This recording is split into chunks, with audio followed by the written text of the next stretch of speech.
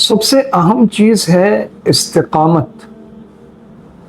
جو بھی عمل کیا جائے اسے مداومت اور ہمیشگی کے ساتھ کیا جائے۔ ایک آدمی وقتی جذبے کے تحت کھڑا ہوتا ہے اور پوری رات نوافل پڑھتا ہے، کئی پارے تلاوت کرتا ہے، اور پھر 5-7 دن وہ چلتا ہے، پھر اس میں کمزوری آتی ہے، پھر اور کمزوری آتی ہے، اور پھر وہ چھوڑ دیتا ہے۔ اس کے مقابلے میں ایک وہ شخص ہے جو صرف تہجد میں اٹھتا ہے لیکن پابندی سے اٹھتا ہے، اگرچہ وہ 15 منٹ کے لیے اٹھتا ہے، وضو کرتا ہے اور کھڑا ہو کے 4 رکعت 2 کر کے تہجد پڑھ لیتا ہے۔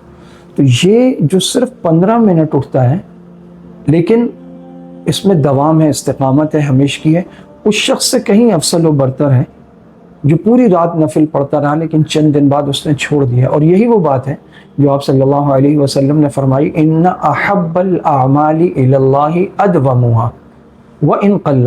اللہ کے نزدیک سب سے زیادہ پسندیدہ عمل وہ ہے جس پر مداومت ہو، استقامت ہو، ہمیشگی ہو، پابندی ہو، وان قل، اگرچہ وہ کم ہو۔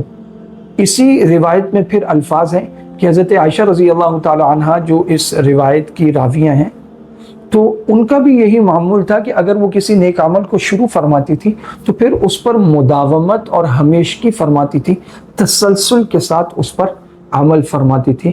آقا دو جہاں کا ارشاد اور ام المؤمنین سیدہ عائشہ الصدیقہ رضی اللہ تعالی عنہا کا یہ عمل ہمارے لیے مشعل راہ ہے کہ ہم زندگی میں نیک عمل جو بھی شروع کریں پھر کوشش کریں کہ اس پر استقامت ہو، پابندی ہو، مداومت ہو، پھر وہ چھوٹنے نہ پائے۔